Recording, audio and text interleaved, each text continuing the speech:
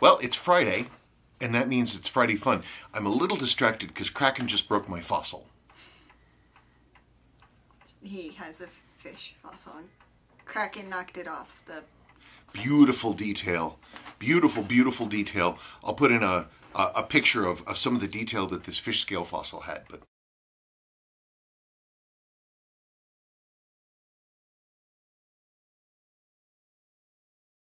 it's gone now. She did the cat thing of tap. I heard the crack. We have all this shale that's beside the house, and it's got all these little fish fossils in it. I even found a shark tooth once. But anyway, this is the most recent fossil, and now it's in multiple pieces. Yes. Over to you. Over to me.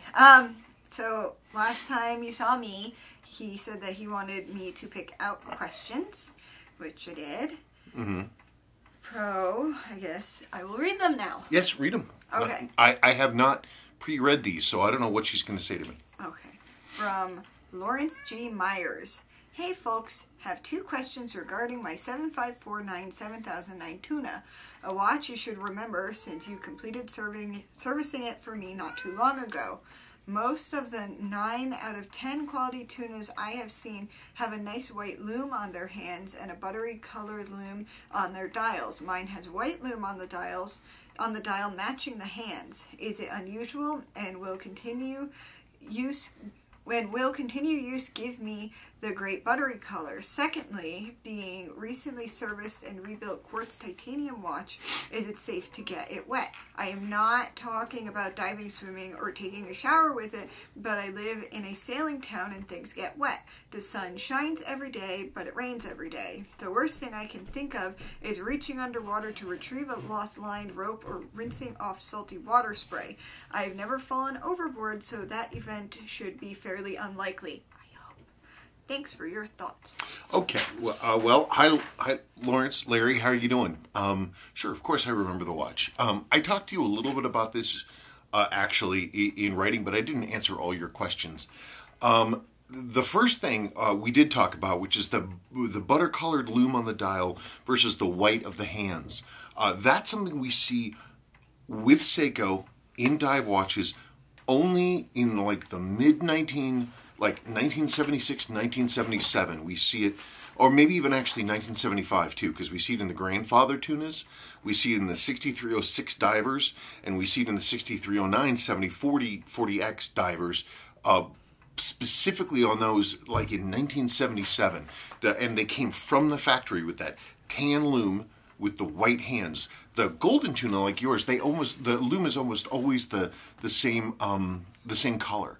And there's no real way to sort of make Seiko lume patina. So it kind of stays put. The only way I've ever seen Seiko lume patina to a darker color was with lots and lots and lots of heat. A long time ago, I got a 6309 out of a storage unit in Florida, an unair-conditioned one in Florida. I'm massaging his foot. And and that one had this crazy, beautiful, like, darkish butter color, and it was really cool. So your golden tuna looks the way that it ought to. I don't know why it was. I think the dials in those other hands and the hands were run on different lines with different kinds of lume. They, as far as I can tell, they literally came from the factory like that. I mean, maybe it's something that appeared over time, but none of the later ones do that. Water resistance. I don't test for water resistance. I mean, I have a tester, but I haven't even, I don't think I know where, I think I know where it is because we were considering selling it. Yeah, and we got it for him for, like, his birthday, like, I don't know. 5 years ago? Well, I don't even think Willow was a thought. Yeah, I don't think so either. No. But I don't test for water resistance. Now, your watch has beautiful sealing surfaces. It has new seals and everything is perfectly clean. I haven't tested it. I don't know.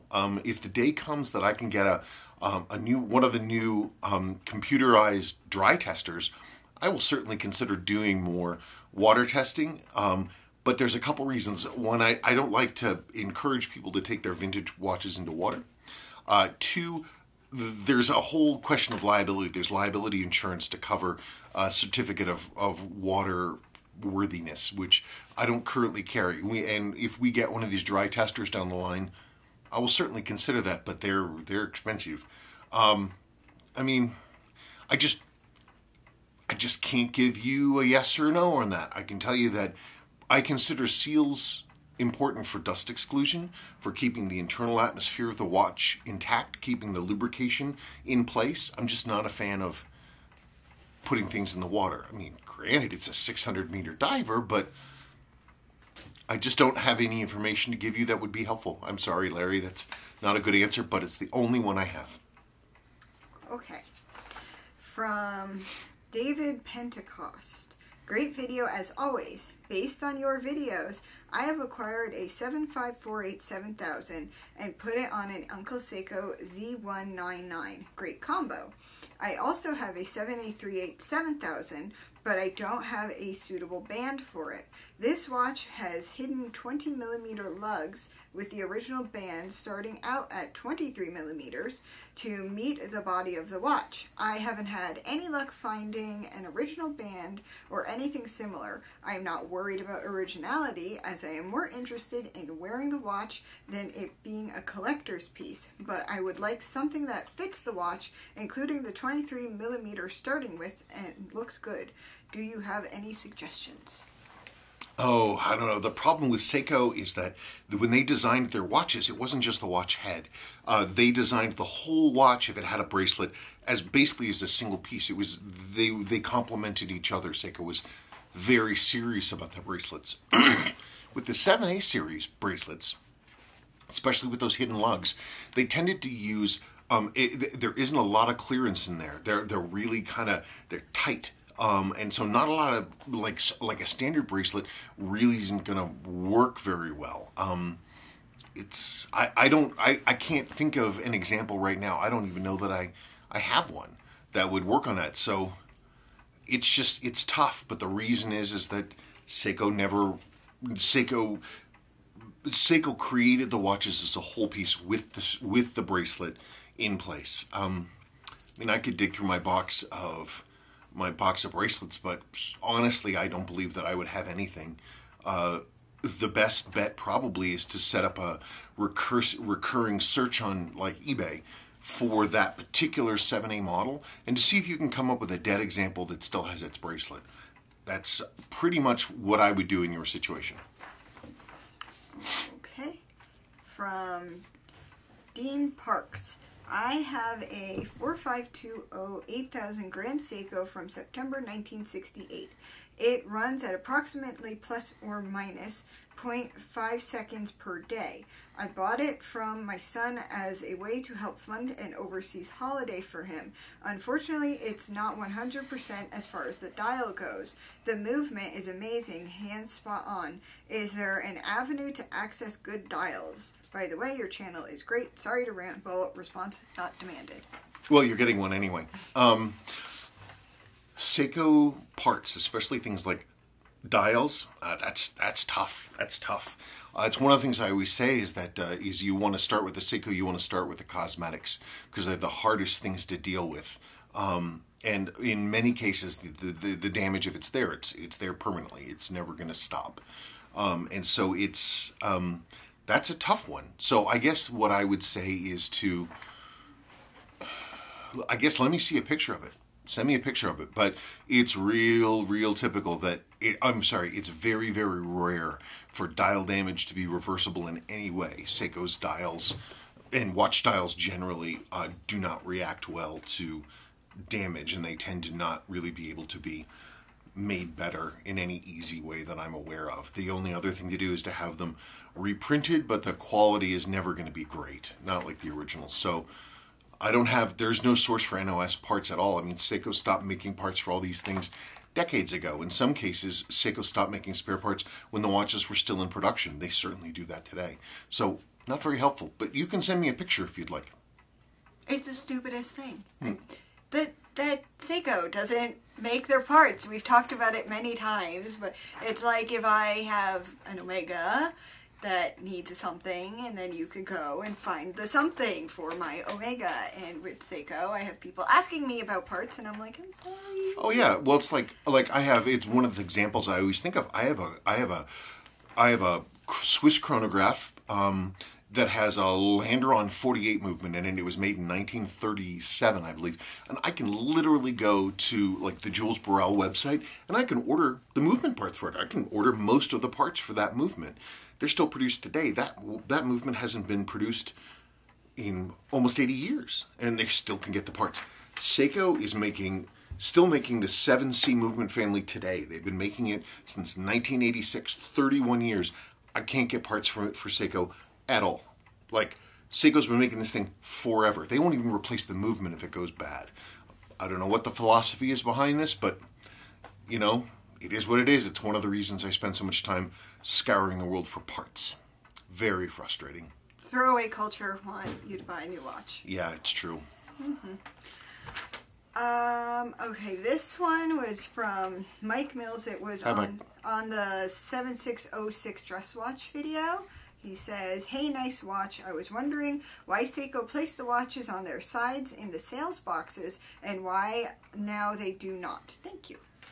I don't know. It's weird because modern, they're almost always vertical. I don't know why, but in the old days, a lot of them were sideways, like these clamshell cases. It makes no real difference to me. It was just sort of a common aesthetic. I remember back in the day, you used to buy bracelets for ladies from like nice jewelry stores, and they always had this clamshell thing. And of course, jewelry stores would also be where you get watches. Maybe it was something to do with that particular culture. And now I don't know. I don't know. You want to open up the thing and say, "Ooh, there's my thing." I don't know. Maybe in the old days, it felt like it was fancier. To have it on its side. I just want my thing, whatever the thing is. It's true. That's the word for the Sorry, night. I don't have any better answer for you. Why? I'm striking out tonight. I'm sorry. That's okay. I thought it was an interesting question. It is an interesting question. It's not one I've ever thought about either. Never thought about it. Okay. From screen name Tunokis. Oh, yeah. I think it's Seiko nut backwards. I've always said it's Tunokis or something. Okay. My 6218-8971 weekdater hasn't got quick set day. At the moment, I rock back and forth between 9 p.m. and 3 a.m. to move the day. Is this likely to damage things? I don't believe so, but if you want to hang on for a second and watch Sabrina, I'll actually go and get one of those movements. Hi. I was going to grab a cat, but he ran after Spencer because he wants to go. You can tell him about your nice lunch. I had a very nice lunch. There's a picture on Instagram of me having my margarita, and it was delicious, and I don't know, our son ate blackberries rather than a quesadilla. Yeah, and then he started yelling at me. And then he started yelling, and then he started banging a bucket of crayons and making lots of noise. Okay, so hang on just one second. We're still hanging on. I'm sorry I'm not very interesting. I do know that our daughter, if she's lurking, our oldest, is really embarrassed that her mommy is on YouTube. I'm surprised she can't hear me right now. Okay. So it looks like, so this is the same family. The only difference in the 6200 family, the only real differences between them, besides being like, say, date only or day date, is really the jeweling. This is an unrestored, don't worry, it's an unrestored movement. So I don't have finger cuts on it. I don't have it in a movement holder, so don't freak out. This is a 6206 movement, unrestored. And I just wanted to confirm, because I don't like to trust my brain. The 6206, I'm looking at it, and I can rock back and forth over midnight, but when I do, the date goes backwards. So I don't think it's going to hurt anything, but it's not going to help you to go backwards. But I don't believe it's going to hurt anything. That said, I think it's a good habit to get into to simply stay away from doing anything with doing date and time setting between 9 p.m. and 3 a.m. My habit always, no matter what the watch is, I pick it up and it's not running because I don't use watch winders. I will do what I did in that video, which is I'll pull the crown and I run the time forward until I go over midnight. Okay, now I'm over midnight. Then I go forward to like 10 o'clock. And then at that point, I will set the day and date, if applicable, and then move on from there. So it doesn't look like it's going to hurt anything. I did just run this thing back and forward. So, but to be on the safe side, just run it forward. That's what I would say. Yeah, but I don't see any even quick setting.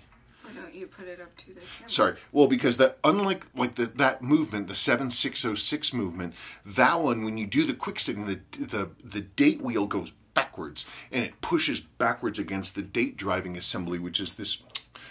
Lord, I don't have any. Hang on a second. So you've got. There we go. See if we can get this done here. So you got your date driving assembly right there. So in the 760, let me try that. In the 7609 series, the movement gets pushed back, the ring gets pushed backwards with the quickset, tries to put this thing backwards, catches on it, and then this entire assembly comes to pieces. This one, the quickset, goes the normal way. So that's not really a consideration. That's nothing you need to really think about. But again, I'm going to default to saying, don't mess with it between 9 and 3. That's my useless answer. Well, I think it was helpful. I hope. Okay, the next question is for me. Wow. For me. From Oscar Gustavo Arcos. It was about our sale on the Rolex. He asked if it's my Rolex, which would be this Rolex. Which, yes, it was my Rolex until I got this Rolex. And I already feel like I'm cheating on my watches. I mean, I wear my astronaut to the gym, but I don't wear my Omega anymore, or my baby Arnie, or anybody, because I have my holy grail. She has my great uncle's Omega 321 Seamaster chronograph, and she doesn't wear it. That's all I wear is this, so it's like another watch sitting around, and maybe somebody else would wear it. I don't know. It's just that's why we're selling it, because I feel bad for the watch for just sitting. You know, the thing about any tool is ease of use is a major factor in whether or not the darn thing gets used. The thing about a Rolex, these Rolexes, especially these that I've serviced and everything, the movement technology is very simple, very strong. They're very, very durable. They're also, once serviced, they're extremely accurate, and they're automatic, and they have a date, and they've got a great waterproof case. They've got, with all new seals that I put in, so it's like you don't have to worry about the things at all. I mean, the 321 Omega, it's a hand winder, and it's super cool, but it's a hand winder, and so it takes more thought to wear one versus doing something like wearing something like this. I mean, I wore this for probably a week just because it's so beautiful. And you don't have to think about it at all. Effortless. You don't really feel it on your wrist, and it keeps amazing time. It's like a perfect watch. Perfect watch. But she's already got a perfect watch. So There we go. So anyway, that's it. I just wanted to clarify, since there was a question about that. It's not my Rolex anymore. This is my Rolex. What a beautiful watch. What a beautiful, beautiful watch. I still cannot believe, looking at the case finish on this and the beautiful sharpness of the lugs and the edges on the case, I cannot believe this watch is from 1968. It's 50 years old. And if I had a car made in 1968 that was in this condition, it would be damn near showroom. Oh well. Anyway, that's it. So it was Friday. It was another day. And we're done, and time to go play video games. Time to go play video games, though I have other things I need to do. I'm sorry, children things. I get to play video games. Children things. I'd love to be able to put on my comfy pants and eat an ice cream sandwich, but no. I don't get to do that. Okay, thank you so much. Keep the questions and comments and everything coming. Sabrina will dig through them. Yep. And that's it, and gosh. Okay, bye-bye. Bye.